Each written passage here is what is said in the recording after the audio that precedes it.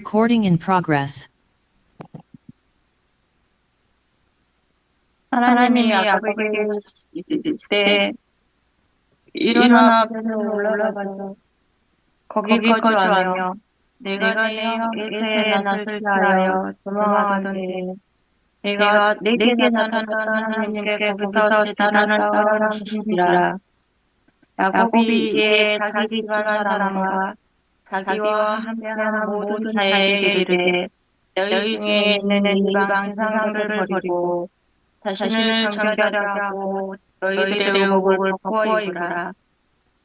우리가 이런 베델로 올라가자. 내 혼란한데 내게 응답하시며 내가 가는 길에서 나와 함께 하신 하나님께 내가 거기서 제단을 쌓으려 하노라매. 그들이 자기 손에 있는 모든 이방 신상들과 자기 귀에 있는 귀고리들을 야곱에게 준지라. 야곱이 그것들을 새긴 금산 상수리 나무 아래에 묻고 그들이 떠났으나 하나님이 그 사명골들로 크게 두려워하게 하셨으므로 야곱의 아들들을 추격하는 자가 없었더라. 야곱과 그와 함께한 모든 사람이 가나안 땅 흙수를 곧 베델에 이르고 그가 거기서 제단을 쌓고 그곳을 엘베디라 불렀으니 이는 그의 형의 낯을 피할 때 하나님이 거기서 그에게 나타나셨음이더라. 이브가 이모 두브라가 죽음에 그를 베델 아래에 있는 상수리 나무 밑에 장사하고 그 나무 이름을 알론 봇이라 불렀더라. 아멘. 아멘. 네, 9절부터 나머지 말씀 29절까지 함께 읽겠습니다. 야곱이 밧단 아람에서 돌아오매 하나님이 다시 야곱에게 나타나사 그에게 복을 주시고 하나님이 그에게 이르시되 내 이름을 야곱이지만은 내 이름을 다시는 야곱이라 부르지 않겠고 이스라엘이 내 이름이 되리라 하시고 그가 그의 이름을 이스라엘이라 부르시고 하나님이 그에게 이르시되 나는 전능한 하나님이라 생육하며 번성하라. 한 백성과 백성들의 총회가 내게서 나오고 왕들이 내 허리에서 나오리라. 내가 아브라함과 이삭에게 준 땅을 내게 주고 내가 내 후손에게도 그 땅을 주리라 하시고 하나님이 그와 말씀하시던 곳에서 그를 떠나 올라가시는지라. 야곱이 하나님이 자기와 말씀하시던 곳에 기둥 곧 돌기둥을 세우고 그 위에 전제물을 붓고 또 그 위에 기름을 붓고 하나님이 자기와 말씀하시던 곳의 이름을 베델이라 불렀더라. 그들이 베델에서 길을 떠나 에브라스에 이르기까지 얼마간 거리를 둔 곳에서 라헬이 해산하게 되어 심히 고생하여 그가 난산할 즈음에 산파가 그에게 이르되 두려워하지 말라.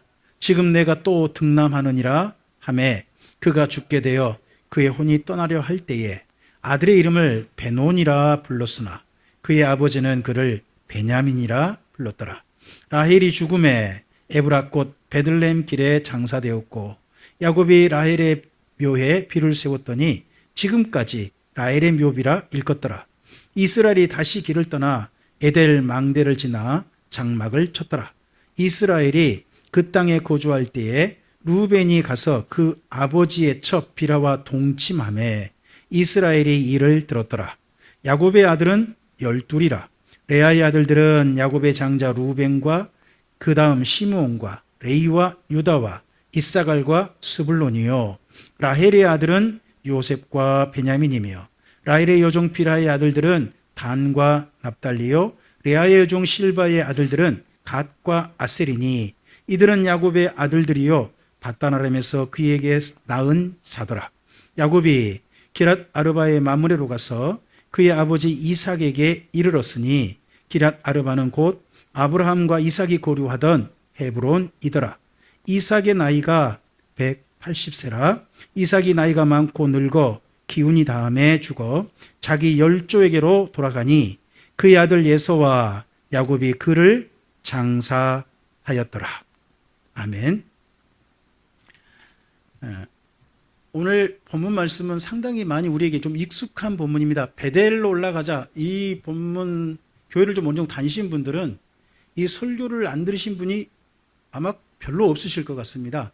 목사님들께서 흔히 많이 인용하는 본문으로 되어 있습니다. 여기 35장 본문은 그런데 제가 좀 다른 측면에서 좀 강조를 좀 해드리고 싶습니다.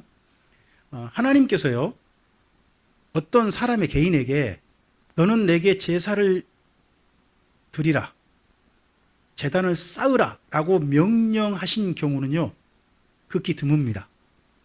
이스라엘 민족에게도요, 원래 제사를 명하신 게 아니었습니다.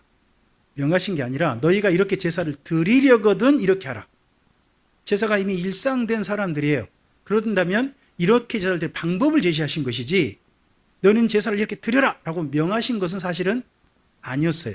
다만 그 가운데 예물은 이렇게 바치라고 했죠. 예물은 이러이러한 거라고 하라고 했잖아요.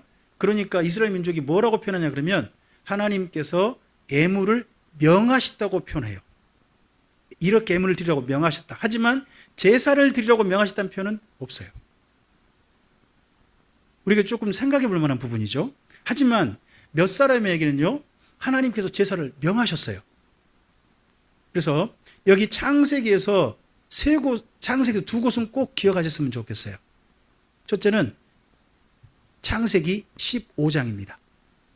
15장에 하나님께서 처음으로 아브라함에게 너는 제사 제물을 준비하고 나를 기다리라라고 제사를 명하십니다.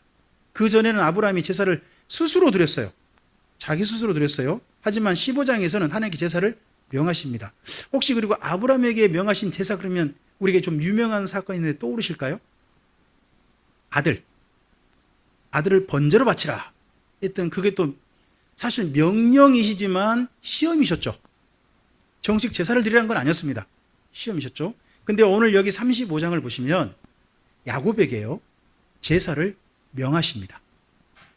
제단을 쌓으라고 돼 있죠. 우리 1절 다시 한번 읽어볼까요? 하나님이 야곱에게 이르시되 일어나 베델로 올라가서 거기 거주하며 내가 내 형 에서의 낯을 피하여 도망하던 때에 내게 나타났던 하나님께 거기서 제단을 쌓으라 하신지라. 이 제단을 쌓으라는 표현은 성경에 여러 번 나오지 않아요. 아브라함에게 한 번 하셨고요. 그리고 여기 야곱에게 하신 거예요. 야곱에게. 그래서 제사를 명령하신 것은 흔치 않습니다. 이 이후에요, 이런 표현이 있어요. 그 욥기 있죠. 욥기 맨 뒤에 가보면 욥의 세 친구보다 욥이 더 의롭다 그러시잖아요, 하나님께서. 그러면서 그 욥의 세 친구도 있지 않습니까? 그 친구들에게 너희가 번제를 가지고 가서 너희를 위하여 하나님께 번제를 바치라. 그들에게 번제를 명하세요.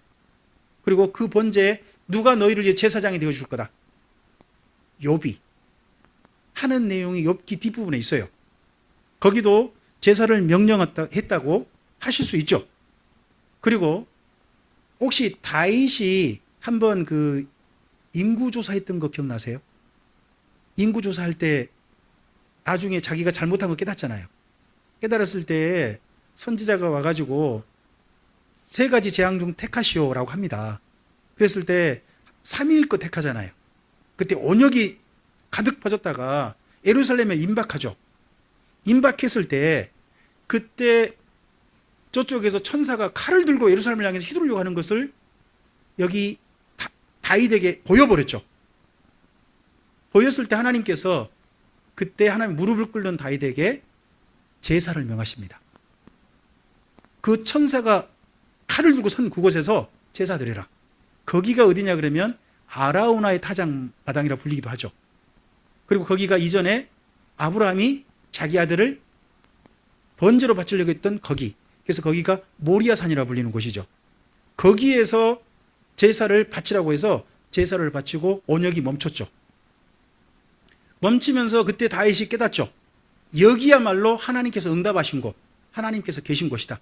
제단을 쌓아서 제사를 드렸는데 그 제사를 받으셨다면 그 제사 바친 이곳에 누가 계신다? 하나님이 계신다 해서 거기를 나중에 성전토로 삼게 됩니다. 그래서 그때 다윗에게 제사를 바치라, 제단을 쌓으라 명하신 게 있습니다. 그래서 성경을 보면 성경의 구약 이스라엘 민족의 역사가 1000년이지 않습니까? 그리고 신약 성경에도 사실 한 100년 역사가 됩니다. 그런 가운데서요, 너희가 예배를 열심히 드리라 명하신 것이 많지가 않아요. 대부분 다 예배는요, 하나님께서 뭘 원하시냐 그러면 자원함을 원하셨습니다. 자원함. 우리의 예배는 무엇이어야 한다고요? 자칫하면 우리가 이런 말에 많이 조금 좀 너무 휘둘릴 수 있습니다. 예배는 하나님의 명령이다. 혹시 이런 이야기를 들어보신 적 있으신가요? 명령도 있으세요. 몇 사람 명령 있잖아요. 하지만 대부분 역사 속엔 도리어 뭐가 더 많다? 자원함이 더 많다 하는 겁니다. 하지만 여기 창세기 35장에서 야곱에게 지금 뭘 명하셨어요? 제사를 명하셨어요. 제사를 명하셔서 하나님께서 만나셨을 때 하나님의 어떤 분인지를 드러내는 표현을 하십니다. 그 표현이 전능하신 하나님입니다. 우리 여기 지금 현재 동그라미 쳐진 데 있죠. 거기 8절 넘어가 보시면 9절 거기 앞에가 동그라미 쳐져 있죠. 거기까지가 8절까지 제사를 바친 겁니다. 베델에 올라가서. 그리고 그때 9절 우리 10절 11절까지 좀 읽어볼까요? 야곱이 밧단 아람에서 돌아오매 하나님이 다시 야곱에게 나타나사 그에게 복을 주시고 하나님이 그에게 이르시되 내 이름이 야곱이지만은 내 이름을 다시는 야곱이라 부르지 않겠고 이스라엘이 내 이름이 되리라 하시고 그가 그의 이름을 이스라엘이라 부르시고 하나님이 그에게 이르시되 나는 어떤 하나님이라고요? 전능한 하나님이라 생육하고 번성하라 한 백성과 백성의 총회가 내게서 나오고 왕들이 내 허리에서 나오리라 하십니다. 여기 방금 혹시 11절에 전능하신 하나님의 표현 보이십니까? 이 표현이 창세기에 3번 나옵니다. 제사 바칠 때 3번이 나와요. 한 번은 아브라함에게 나옵니다. 창세기 17장입니다. 17장에서 아브라함에게 너는 내 앞에 행하여 완전하라. 한 번 하나님께서 말씀하실 때가 있었습니다. 그의 나이 99세 때. 그때 나는 전능한 하나님이라고 해요. 혹시 그때 99세 때 아브라함에게 하나님께서 무엇을 약속하셨는지 기억나십니까? 할례를 명하시죠. 할례를 명하시면 무엇을 약속하셨죠? 명년 이맘때 아들이 있을 것이라고 했습니다. 그때 아브라함이 했던 행동이 뭔가요? 속으로 웃었어요. 왜요? 그렇죠. 아기 낳을 수 있는 상태가 이미 지났어요. 더 이상 아기를 낳을 수가 없어요. 뭐 그런 상태가 된 거예요. 그러니까 웃었어요. 근데 하나님께서 자기를 표현할 때 뭐라고 표현하신 거예요? 전능하신 하나님. 엘샤다이라고 표현하신 거예요. 그리고 그 다음 표현이 28장이 나와요. 창세기 28장 이건 이삭에게 나타난 하나님이에요. 그때 이삭이요 가나안 땅에 기근이 들었대요. 기근이 드니까 이 가나안 땅에 도저히 못 살겠다 해가지고 원래 헤브론이나 이쪽에 점점 밑으로 내려가고 있었어요. 이집트로 가다가 그랄이라는 곳에서 잠깐 멈췄어요. 그때 하나님께서 그에게 나타나셔서 말씀하시는 거예요. 나는 전능한 하나님이다. 너는 내려가지 말고 가나안 땅에 거주하라라고 합니다. 그 기근 중에서 너의 살기를 열어주겠다 하시면서 하나님을 어떤 분으로 소개하셨어요? 나는 전능한 하나님이다라고 소개합니다. 오늘 그리고 여기 35장에 또 하나님이 어떤 분으로 소개되고 있어요? 나는 전능한 하나님으로 소개. 그러면 야곱에게 무슨 일이 있었길래 하나님께서 전능한 하나님으로 소개하고 있을까요? 자신을. 야곱에게. 이 앞서서요. 야곱의 이제 34장을 보셔야 되는데 디나가 강간당했어요. 그래가지고 그의 아들들이 세겜을 어떻게 해버렸나요? 학살했잖아요. 학살하다 보니까 오늘 여기 표현을 한번 좀 보셔야 될 게 있어요. 거기 5절 봐보실래요? 5절 보시면 35장 5절 자 함께 읽어볼까요? 그들이 떠났으나 하나님이 그 사명 고울들로 크게 두려워하게 하셨으므로 누구를 추격하는 자가 없다고요? 야곱을 추격하다고 하지 않아요. 누구를 추격해요? 왜 야곱의 아들들이에요? 세겜을 학살했던 사람이 야곱이 아니에요. 시몬, 레이가 먼저 갔고 야곱의 아들들이 가서 그렇게 했거든요. 그러니까 지금 그 학살의 당사자 주범이 누구냐 그러면 그들이거든요. 그런데 그들을 추격하는 자가 없다고 표현을 했어요. 그러면 세겜에 거기 숫곳에 그들이 있었다면 야곱은 계속 무슨 위협을 당하고 있었을까요? 주변으로부터 보복 공격을 당할 위협을 느끼고 있는 거죠. 그런 상황에서 하나님께서 베델로 오라고 하신 거예요. 여기 세겜에서요. 지금 세겜이라는 곳, 숫곳이라는 곳에서 베델까지 거리는 약 한 50km예요. 50km면 여기 광주 같으면 정읍까지 정도예요. 정읍까지 정도. 그리고 여기 세겜도 한 해발 600m 되고요. 베델은 한 800m 돼요. 양쪽 다 산지예요. 저쪽 세겜은 에브라임 산지라는 산지 끝이고요.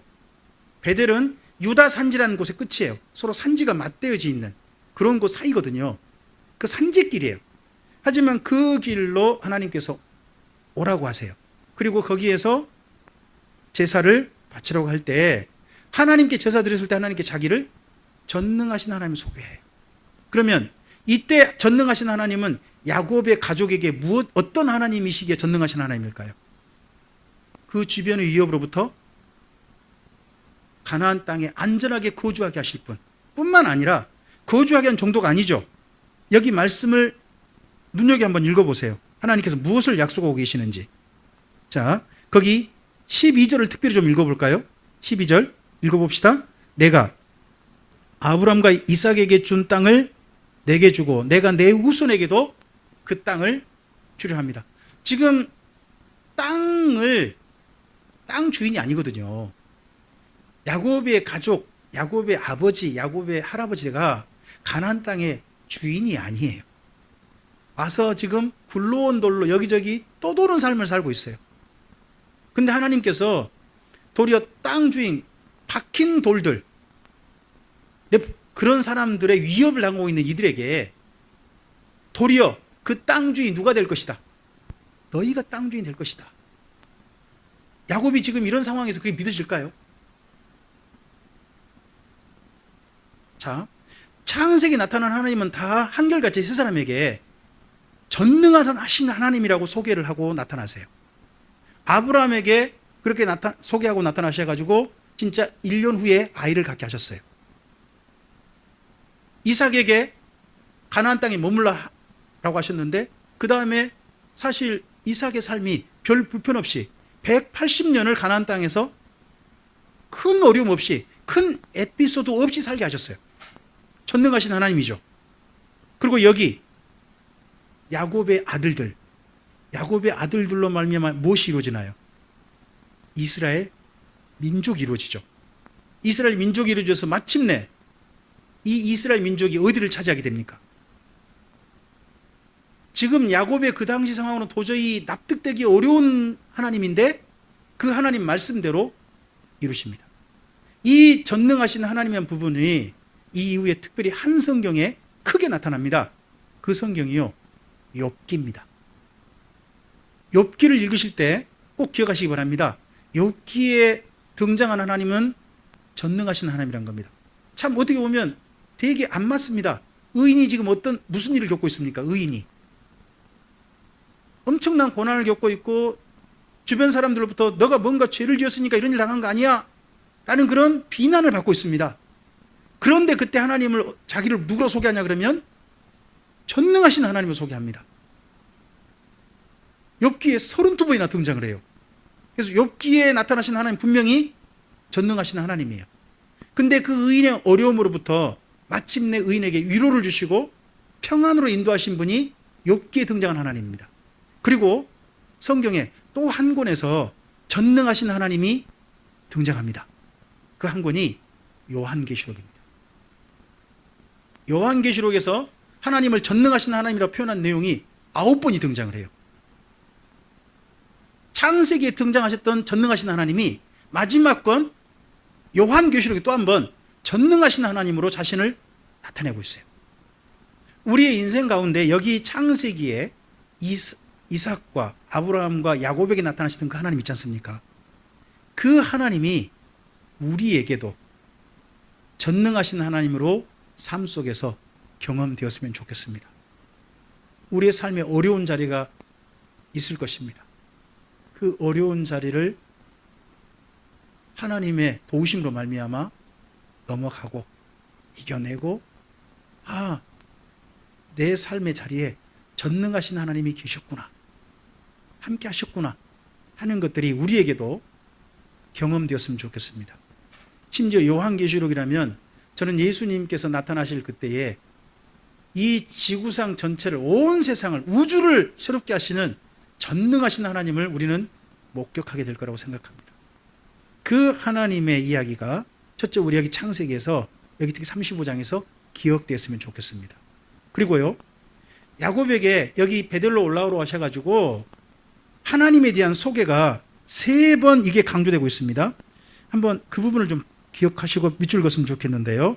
13절 보실까요? 하나님이 그와 말씀하시던 곳에서 그를 떠나 올라가시다고 되어 있죠. 말씀하시던 곳. 그 다음에 14절 보시기 바랍니다. 또 야곱이 하나님이 자기와 말씀하시던 곳에 기둥, 곧 돌기둥을 세웠다라고 되어 있습니다. 그리고 다시 15절 뭐라고 되어 있습니까? 하나님이 자기와 말씀하시던 곳의 이름을 뭐라고 한다? 베델이라 했다고 합니다. 그러면 여기 13, 14, 15절에 계속 반복해서 강조하고 있는 내용이 뭡니까? 강조하고 있는 내용이 하나님께서 야곱과 말씀을 나누셨다는 겁니다. 우리는 예배에 응답받았다. 우리의 제사가 하나님께 드려졌고 우리의 예배를 하나님께 기뻐 받으셨다 하는 중요한 증거로 우리는 무엇을 증거로 삼습니까? 어떤 분은 이렇게 표현합니다. 예배 중으로 말미암아 큰 기쁨이 내 안에 생겼다. 그럼 내가 뭘 받았다? 은혜를 받았다. 또 내 안에 마음이 위로를 받아서 평안해졌다. 그럼 나는 뭘 받았다? 은혜를 받았다. 나의 예배를 받으셨다. 연락하셨다. 이런 생각을 갖습니다. 그런데 여기 창세기 35장에서 야곱에게 제사를 명하시고 성경 본문에서 계속 반복 표현하고 있습니다. 제사의 결과가 뭐라는 겁니까? 하나님께서 그에게 말씀하셨다는 겁니다. 오늘 이 창세기 말씀이 예전 야곱에게 하신 말씀이겠지만 기록으로 남기게 하셔서 지금 우리에게 만나게 하시면서 나에게 하신 말씀으로 들려진다면, 이 말씀이 들려진다면 우리 또한 오늘 하나님과 예배로 말미암아 만난 사람이 되겠죠. 말씀이 우리 가운데 들려졌으면 좋겠습니다. 자, 이런 하나님께서요, 오늘 좀 이런 표현이 있는데 좀 봤으면 좋겠습니다. 거기 9절 봐보시기 바랍니다. 드디어 베델에 왔는데 이 9절 첫머리 뭐라고 합니까? 야곱이 밧단 아람에서 돌아오매. 진작 여기 가나안 땅 왔잖아요. 야복강 건너고 숫고 세겜에도 머물르고 했죠. 가나안 땅 진작 왔단 말이에요. 근데 어디에 도착해야 밧단 아람에서 돌아온 게 되는 겁니까? 베델까지 와야 되는 겁니다. 베델에서 하나님과 약속드렸습니다. 이곳에 와서 뭘 쌓겠다? 제단을 쌓고 11조를 바치고 하겠다. 약속을 했어요. 그 약속이 이루어지기까지는 아직 가나안 땅에 못 온 겁니다. 드디어 이 자리에 오니까 성경 그렇게 표현합니다. 밧단 아람에서 돌아오매. 우리의 삶이 하나님께 돌아왔다고 하는 명백한 증거가 뭘까요? 나 이제 하나님께 떠났다가 하나님께 돌아왔다고 하는 명백한 증거는, 저는 하나님께 내가 드디어 예배를 드리면서 하나님을 만나게 될 때, 그때가 바로 하나님께 돌아온 분명한 증거가 된다고 저는 믿습니다. 이 자리에 왔을 때 비로소 밧단 아람에서 돌아왔다라고 표현합니다. 여기 앞을 좀 보실까요? 여기가 베델입니다. 베델은 해발 약간 800m 높이에 있어요. 800m 살짝 안 돼요. 한 10m 모자라요. 그래서 저쪽 여기서 한 조금 더 16km 밑으로 내려가면 거기가 예루살렘이거든요. 남쪽으로 내려가면 예루살렘이에요. 근데 예루살렘보다 한 10m 높아요. 그러니까 예루살렘하고 베델하고 거의 높이가 비슷하다고 생각하시면 돼요. 여기 올라가면, 베델에 올라가면 뭐가 있을까요? 산꼭대기밖에 없어요. 성경에서 베델이 굉장히 많이 나와요. 근데 이 베델에 여기 보시는 것처럼 이런 산꼭대기예요. 바위만 가득하고요. 여기에 나중에 뭐 일부 좀 것들만 있었죠. 근데 이전에 혹시 베델의 다른 이름이 뭐였죠? 이전의 이름이 루스였습니다. 루스. 루스의 뜻이 뭐냐 그러면요, 아몬드 나무란 뜻이에요. 아몬드. 그럼 이쪽 가나안 땅에 이스라엘 땅에 가면 무슨 나무가 야생으로 무슨 나무가 많을까요? 아무도 나무가 있겠죠. 혹시 우리나라 산에는 무슨 나무가 많죠? 범꽃 그러면 범꽃이요, 범꽃. 벚나무가 많죠. 벚나무 저 시골 가면 벚나무 산에 굉장히 많습니다. 뭐 진달래 많고 그러지 않습니까? 근데 이곳에는 뭐가 많냐 그러면 이렇게 아몬드 나무가 산에 많습니다. 산에 아몬드 열매는 아시죠? 네.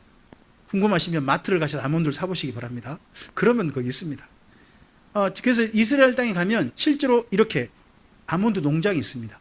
지금 봄이면 아몬드 꽃이 우리 여기 백꽃, 매화꽃이 가득한 것처럼 거기도 이렇게 아몬드가 꽃을 가득 피우고 이렇게 합니다. 한 번은 혹시나 이스라엘 땅에 간다면 아몬드 열매를 사서 한번 가져와 보시는 것도 뭐 괜찮은 또 기념이 좀 되겠죠. 그런 이 아몬드 나무가 특별히 있어서 지역 이름도 뭐였어요? 원래 루스. 아몬드 나무란 심지어 이름이었단 말이에요. 여기에 지금 올라간 겁니다. 해발 한 800도 높이에 아몬드 나무가 있었다니까 그 아몬드 나무가 아무리보다 한 그루가 컸든지 아몬드 숲이 있었든지 뭐 그러했겠죠. 근데 지금은 베들레헴에 그런 게 없어요. 그런 건 없고 그곳에 올라간 겁니다. 이곳에 올라가서 잠시 머물렀습니다. 원래는 보십시오. 1절에 보시면요. 베델에 올라가서 거기서 하나님께서 여기 야곱 일행에게 뭐 하라고 했습니까? 1절 첫머리 보시면요. 베델에 올라가서요. 거기 거주하라고 거주. 1절에 보시면 베델에 올라가서 거기서 살으래요. 여기 살으래요. 근데 살으란 이야기를 야곱이 안 지켜요. 그냥 올라가서 전체를 다 거기 제사만 드리고 하나님 말씀만 듣고 보시면 바로 움직입니다. 바로 움직여서 거기 16절 보시면 그 베델에서 바로 어떻게 합니까? 길을 떠납니다. 그럼 이번에는 앞서 세겜으로 올라갈까요? 남으로 갈까요? 세겜에 지금 이제는 숫고 자기 돈 주고 땅 산 땅도 있잖아요. 근데 세겜으로 가지 않습니다. 북쪽으로 가지 않고 거기서 남쪽으로 향해 갑니다. 여기 야곱이요. 지금 안 간 데가 있어요. 가나안 땅에 왔는데 아버지를 뵈러 안 갔어요. 아직도 아버지 보러 안 갔어요. 그래서 아버지 쪽으로 점점 내려가요. 그쪽 베델에서 남쪽으로 가면 거기가 옆으로는 예루살렘, 그 좀 더 밑으로 내려오면 베들레헴이에요. 그 좀 더 내려오면 베들레헴. 근데 베들레헴의 옛 지명은 에브라시라는 정도입니다. 베들레헴이라는 지명이 언제 생겼느냐 하는 부분에 대해서는 조금 좀 뭐 이건 재밌는 그냥 논쟁거리니까 뭐 지나가겠습니다. 근데 그 베들레헴 정도 도착했을 때 여기 야곱에게 큰 사건이 터집니다. 그게 뭐냐 그러면 자기 아내가 죽은 겁니다.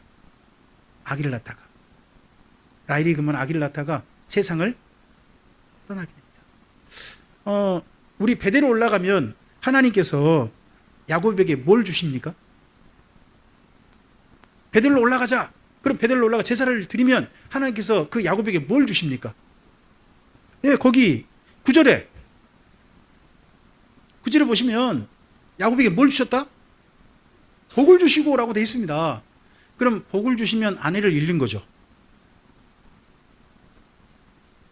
복을 주시면 아내가 세상을 떠나고 베냐민이 어머니 없이 태어나고 어떠세요? 이 사건이 복이 되는 사건으로 보이세요? 어떠세요? 그리고 바로 그때 거기 자기 아내가 라헬이 세상을 떠나니까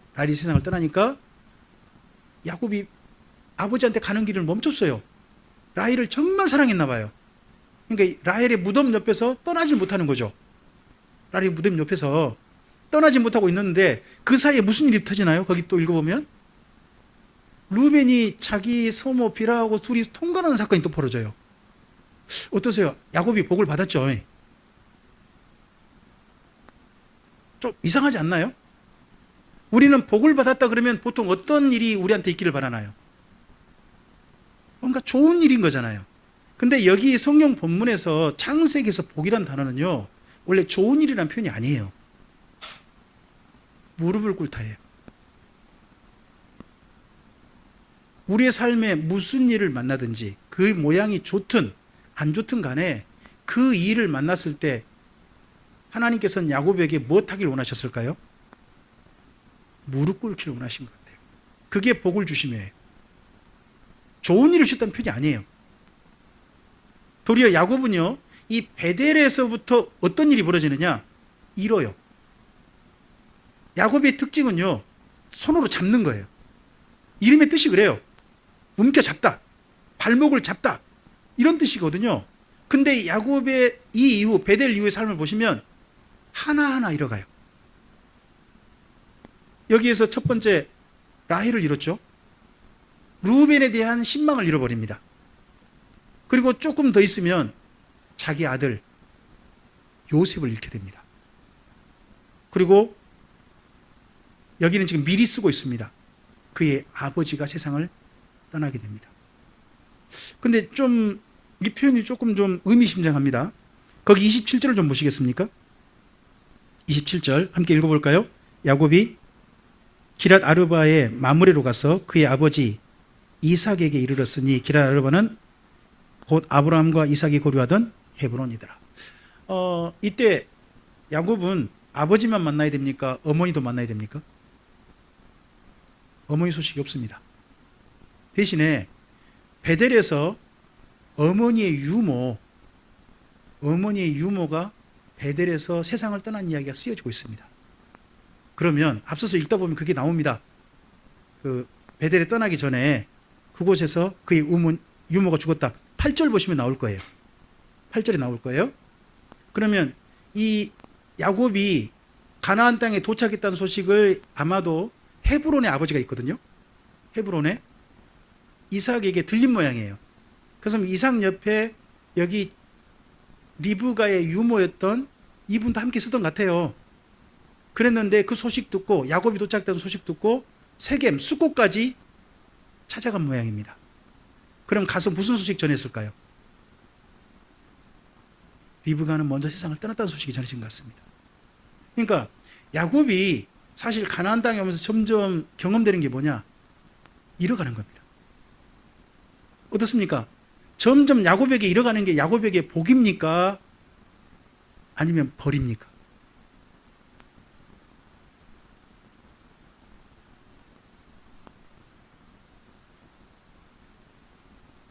야곱이 정말 잡아야 할 분을 잡기 전까지는 다 잃게 됩니다. 맨 마지막 베냐민까지 놓아서야 자기 곁에 계신 하나님이 그때서 발견됩니다. 그때 그의 나이가 130세입니다. 오늘 여기 아버지가 세상을 떠날 때 혹시 나이 보이십니까? 180세 아닙니까? 그러면 야곱이 몇 살에 태어났었죠? 아버지 나이 몇 살? 60세잖아요. 40세에 결혼했고 60세에 태어났잖아요. 그러면 이때 정도면 야곱의 나이는 몇 살이에요? 120이잖아요. 120이잖아요. 나중에 베냐민을 손에서 놓을 때 나이가 몇 살이에요?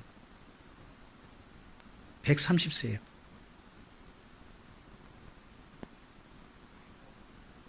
바로한테 가기 전에 요셉에게 자기 아들들과 함께 베냐민 기어이 데려가려고 할 때 유다에게 맡기면서 내가 자식을 잃게 되면 이르리로다 할 때 나이가 그의 나이가 130세란 말이에요.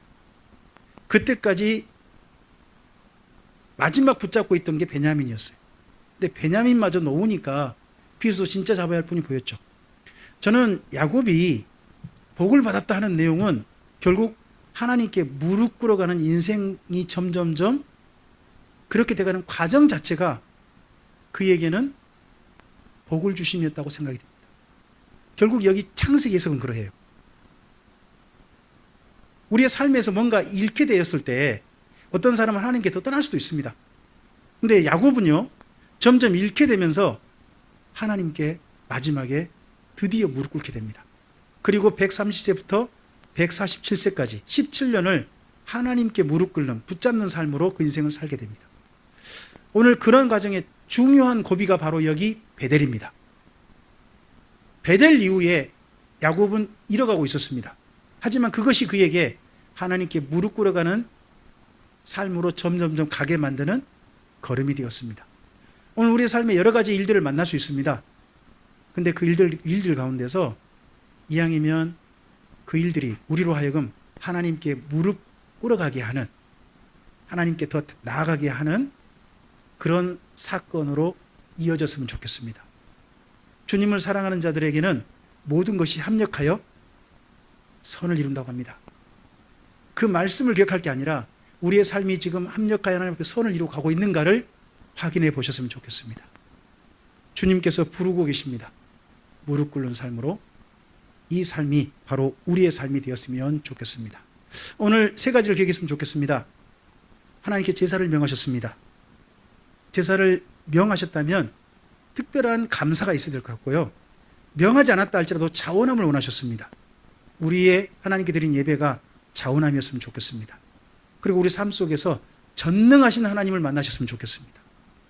야곱이 만난 하나님 또는 우리의 삶의 자리에서 만났으면 좋겠고, 그리고 야곱에게 복을 주시며 하셨던 그 말씀이 결국 야곱에게 이루어졌습니다. 오늘 우리의 삶에도 하나님께 무릎 꿇어가는 삶으로 점점점 합력선을 이루어가는 일들을 우리의 삶의 자리에서 목격하고 그렇게 걸음이 인도됨을 확인하는 우리 모두였으면 좋겠습니다. 주님의 선하신 인도하심에 함께 하시길 바랍니다. 기도하겠습니다. 주님 감사합니다. 주께서 허락하신 말씀을 삼가 들었습니다. 이 말씀을 따라 우리의 삶을 주님 안에서 다시 한번 걸음을 새롭게 하고자 합니다.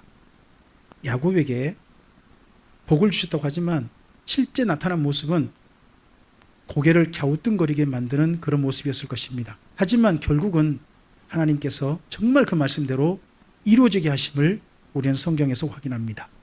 그리고 전능하신 하나님께서 그에게 나타나셨고 정말 전능하신 하나님으로 야곱과 야곱의 후손들에게 나타나셨습니다. 제사를 명하셨고 그 제사 이후 새로운 삶으로 이끌어 주셨습니다. 오늘 우리들도 주님께 신실한 예배를 드리는 사람으로, 우리의 삶으로서 하나님께 예배드리는 사람으로 주 앞에 서게 하시고 하나님을 삶의 자리에서 배우며 합력하여 선을 이루게 하시는 걸음을 목격하는 우리 모두에게 하옵소서. 의지하오며 예수님 이름으로 기도합니다. 아멘.